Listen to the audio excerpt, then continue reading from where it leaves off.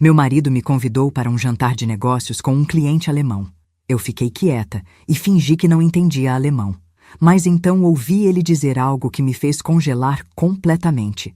Eu simplesmente não conseguia acreditar no que estava ouvindo naquele momento. Olha, eu preciso te contar que esse jantar aconteceu depois de 5 anos de casamento. 5 anos onde eu investi 300 mil reais do meu próprio dinheiro no negócio dele. 300 mil que eu juntei trabalhando dia e noite na empresa do meu pai. E tem mais. Eu nunca mesmo contei para o Ricardo que eu estudei 3 anos na Alemanha durante a faculdade. Ele não fazia ideia que eu era completamente fluente em alemão. E isso ia ser a carta na manga que mudaria tudo. Mas vamos voltar para o começo dessa história. Se você está gostando dessa história, deixa o like aqui embaixo agora e comenta qual foi a maior mentira que já descobriram sobre alguém próximo. Vou ler todos os comentários, prometo, e fica comigo até o final porque você não vai acreditar como essa história termina. Tudo começou numa terça-feira à noite. Eu estava no escritório terminando uns relatórios quando o Ricardo chegou em casa mais cedo que o normal. Ele parecia agitado, nervoso, sabe? Aquele tipo de energia estranha que você sente quando algo não está certo. Ele entrou na sala e disse assim: "Amor, preciso que você me acompanhe num jantar super importante sexta-feira. É com o Klaus, um investidor alemão que pode revolucionar nossos negócios." Eu perguntei se era realmente necessário e ele insistiu que minha presença era fundamental. Achei estranho porque ele nunca, e quando eu digo nunca, é nunca mesmo, me convidava para jantares de negócios. Ele sempre dizia que eu ficaria entediada com conversas sobre trabalho. Mas dessa vez ele estava praticamente implorando para eu ir. Algo definitivamente não batia. Durante os próximos dias ele ficou ainda mais nervoso. Eu via ele checando o celular toda hora, fazendo ligações baixinho no escritório, fechando abas do computador quando eu entrava na sala. Meu instinto estava gritando que tinha coisa errada rolando. Chegou sexta-feira e ele escolheu aquele restaurante caríssimo no centro da cidade. Sabe aqueles lugares onde o prato mais barato custa 200 reais? Pois é. Eu me arrumei toda, coloquei meu melhor vestido preto e decidi que ia observar cada detalhe daquela noite. A gente chegou no restaurante às 8 horas da noite em ponto. O Klaus já estava lá, sentado numa mesa reservada no canto mais privado do restaurante. Ele era um homem alto, de uns 45 anos, cabelo grisalho bem arrumado, terno caro. Tinha aquela aparência de empresário bem-sucedido. O Ricardo fez as apresentações em inglês. "Klaus, essa é minha esposa." O Klaus sorriu, apertou minha mão e disse em inglês que era um prazer me conhecer. Eu sorri de volta, cumprimentei educadamente e me sentei. Foi aí que a noite começou a ficar realmente interessante. Começamos com aquela conversa social básica. Falamos sobre o tempo, sobre a cidade, sobre o restaurante. Tudo superficial, tudo em inglês. Eu fingia estar prestando atenção enquanto olhava o cardápio, mas na verdade estava atenta a cada movimento deles. Então veio o garçom e fizemos os pedidos. Eu pedi um salmão grelhado. O Ricardo pediu um filé ao molho madeira e o Klaus pediu cordeiro. Quando o garçom saiu, o Klaus se inclinou um pouco para frente e disse algo em alemão. E foi aí que meu coração começou a acelerar. Ele perguntou em alemão: "Então, Ricardo, quando exatamente você vai resolver o problema?" O Ricardo olhou para mim rapidinho, viu que eu estava mexendo no celular aparentemente desinteressada e respondeu também em alemão. Ela não desconfia de absolutamente nada. Gente, eu precisei de todo o meu autocontrole para não demonstrar que entendi cada palavra. Continuei mexendo no celular como se nada tivesse acontecido, mas por dentro eu estava congelada. Que problema? Desconfiar de quê? 1000 pensamentos passaram pela minha cabeça naquele instante. O Klaus continuou em alemão. "Ótimo! Precisamos agilizar antes que ela descubra os movimentos financeiros." Movimentos financeiros? Meu sangue congelou. Eu mantive o rosto neutro, mas minha mente estava correndo. O que eles estavam tramando com meu dinheiro? O Ricardo respondeu: "Fica tranquilo. Até o final do mês tudo estará transferido para a conta na Alemanha. Ela só vai perceber quando já for tarde demais." Pronto. Naquele momento eu entendi que meu próprio marido estava planejando me roubar. Me roubar e desaparecer. Eles voltaram a falar em inglês sobre negócios genéricos quando o garçom trouxe as entradas. Eu comi minha salada sorrindo, participei da conversa superficial, ri das piadas do Klaus. Mas dentro de mim estava se formando um plano. Se eles queriam jogar sujo, eu ia jogar mais sujo ainda. O jantar continuou, e eles conversaram mais algumas vezes em alemão. Eu descobri que o Klaus não era investidor coisa nenhuma. Ele era um atravessador que estava ajudando o Ricardo a desviar o dinheiro da empresa. Meu dinheiro. Os 300 mil reais que eu investi. Quando a sobremesa chegou, eu já sabia de tudo. Sabia que eles estavam desviando fundos há 3 meses. Sabia que tinham uma conta conjunta em Berlim. Sabia que o Ricardo planejava pedir divórcio logo depois de transferir tudo e alegar que a empresa tinha falido.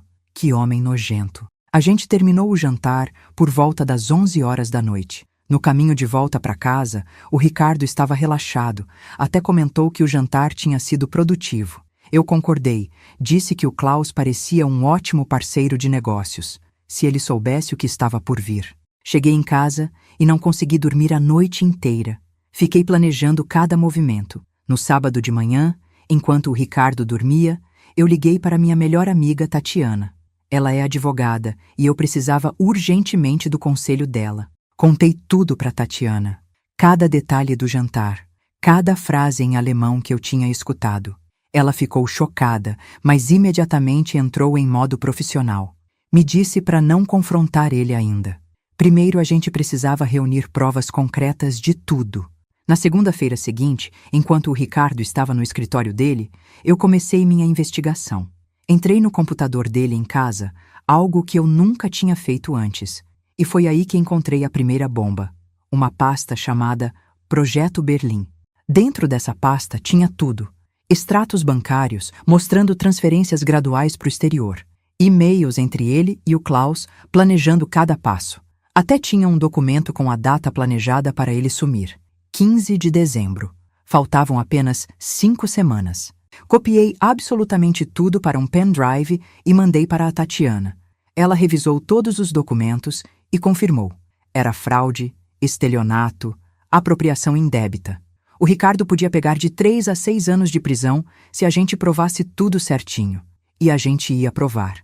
A Tatiana sugeriu contratarmos um investigador particular para rastrear todas as movimentações financeiras.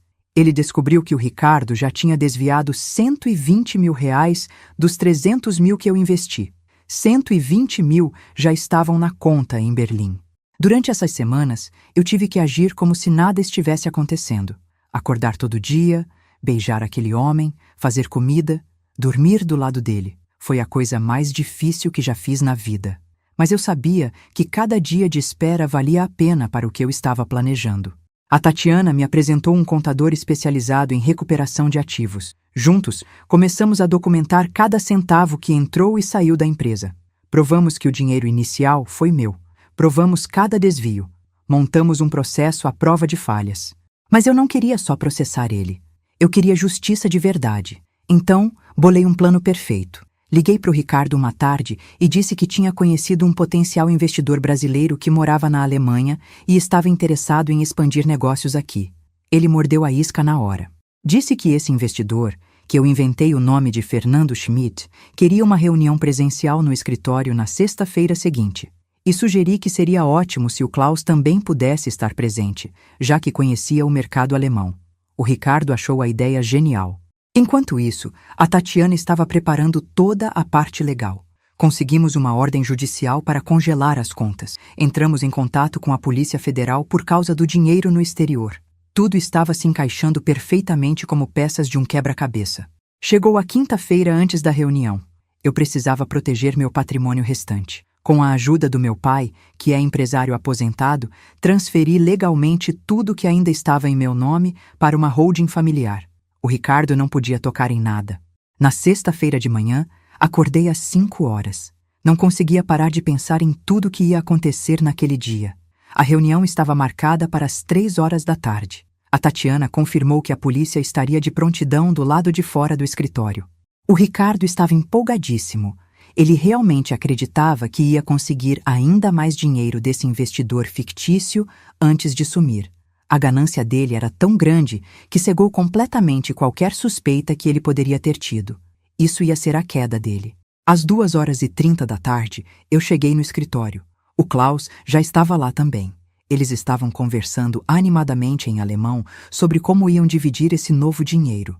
Nem perceberam que eu entendi cada palavra. Ainda achavam que eu era só a esposa boba e ingênua. Às 3 horas em ponto, a Tatiana chegou, mas não sozinha. Ela trouxe o contador, 2 policiais federais à paisana e um oficial de justiça. O Ricardo franziu a testa confuso. "Cadê o Fernando Schmidt?" Ele perguntou. Eu sorri. Aquele foi o sorriso mais satisfatório da minha vida. "Não existe Fernando Schmidt, Ricardo", eu disse. E então, pela primeira vez na frente dele, comecei a falar em alemão perfeito. Ich spreche fließend Deutsch. Eu falo alemão fluente. E ouvi cada palavra que você e o Klaus disseram naquele jantar. A cara dele foi algo que vou guardar para sempre na memória. A boca abriu. O rosto ficou branco como papel. O Klaus tentou se levantar, mas os policiais já estavam bloqueando a porta. "Was zum Teufel?" O Klaus sussurrou em alemão. Sim, que inferno mesmo. Eu continuei, agora alternando entre português e alemão. "Sei de cada transferência, cada e-mail, cada centavo que vocês desviaram. Sei da conta em Berlim, sei do plano de vocês sumirem dia 15 de dezembro. Sei de tudo. Absolutamente tudo." A Tatiana então apresentou oficialmente os documentos. Ordem de prisão para ambos por estelionato e apropriação indébita. Ordem de congelamento de todas as contas, incluindo a conta em Berlim. Ordem de penhora dos bens do Ricardo. Tudo legalizado, tudo documentado. O Ricardo tentou falar, tentou se justificar. Disse que podia explicar, que era mal entendido. Mas eu simplesmente o interrompi e disse: "Você teve 5 anos para ser honesto comigo. 5 anos de casamento onde eu te apoiei, investi no seu sonho, acreditei em você. E você escolheu me trair da pior forma possível." Os policiais deram voz de prisão aos 2. Li os direitos deles em voz alta, em alemão, só para Klaus entender bem a situação. Ele ficou pálido quando percebeu que todas as conversas sigilosas que eles tiveram tinham sido compreendidas por mim desde o início. Sabe qual foi a melhor parte? O contador apresentou um relatório completo mostrando que, com as provas que tínhamos, eu não só ia recuperar meus 300 mil reais, como também ia receber indenização por danos morais. A estimativa era de mais 200 mil reais. Enquanto levavam os 2 algemados, o Ricardo me olhou e perguntou: "Por que você nunca me contou que falava alemão?" Eu dei de ombros e respondi: "Você nunca perguntou. E sorte a minha que você assumiu que eu era ignorante. Foi sua arrogância que te derrubou." Nos meses seguintes, o processo correu. Com todas as provas que tínhamos, era impossível eles negarem. O Ricardo pegou 4 anos e meio de prisão. O Klaus, por ser estrangeiro envolvido em crimes financeiros no Brasil, foi preso e depois deportado para a Alemanha, onde responderia mais processos. Consegui recuperar todo o dinheiro que estava na conta em Berlim através de acordos internacionais. Recuperei os 120 mil que já tinham sido desviados, mais os 180 mil que ainda estavam nas contas da empresa aqui no Brasil. A indenização por danos morais saiu ainda maior do que esperávamos: 250 mil reais. No final das contas, não só recuperei meu investimento inicial, como ainda lucrei com toda essa história horrível. E o mais importante, aprendi uma lição valiosa sobre confiar nas pessoas. Sabe o que é engraçado? O Ricardo planejava fugir para a Alemanha para viver livre com meu dinheiro. Acabou preso no Brasil por anos. A ironia da vida às vezes é perfeita demais. Ele queria me enganar justamente porque achou que eu era ingênua e burra demais para perceber. Hoje, eu toquei a empresa sozinha por um tempo e depois vendi por um valor muito bom. Usei o dinheiro para abrir meu próprio negócio, dessa vez só em meu nome, com meus próprios termos. E aprendi que conhecimento é poder. Aqueles 3 anos que estudei na Alemanha salvaram minha vida. A história se espalhou no nosso círculo social e virou praticamente uma lenda. A mulher que fingiu não entender alemão e desmascarou um esquema de fraude. Algumas pessoas me perguntam se eu não sinto culpa por ter colocado meu ex-marido na prisão. Minha resposta é sempre a mesma. Ele que deveria sentir culpa por ter planejado me roubar e me deixar sem nada. Eu apenas defendi o que era meu por direito. Trabalhei anos para juntar aquele dinheiro. Ele não tinha direito nenhum de simplesmente decidir roubar tudo e desaparecer. O mais triste é que se ele tivesse sido honesto desde o começo, se ele tivesse pedido o divórcio de forma decente, eu teria dividido tudo de forma justa com ele. Metade da empresa teria sido dele legalmente, mas a ganância e a desonestidade dele destruíram qualquer chance disso acontecer. Hoje, 3 anos depois de tudo isso, eu estou muito melhor. Tenho minha própria empresa de consultoria que está crescendo muito bem. Conheci alguém novo que me respeita e me valoriza de verdade. E sempre que conto essa história para pessoas próximas, elas ficam chocadas. O maior aprendizado que tiro disso tudo é: nunca subestime as pessoas ao seu redor. Você nunca sabe o que elas sabem, o que elas são capazes de fazer. O Ricardo me subestimou completamente, e isso foi a ruína dele. Se ele tivesse me respeitado desde o início, nada disso teria acontecido. Então, se você chegou até aqui, muito obrigada por ter ficado comigo até o final dessa história louca. Deixa o like aqui embaixo se você gostou e comenta de onde você está me assistindo agora. Eu realmente leio todos os comentários e adoro saber de onde vocês são. Um abraço e até a próxima história.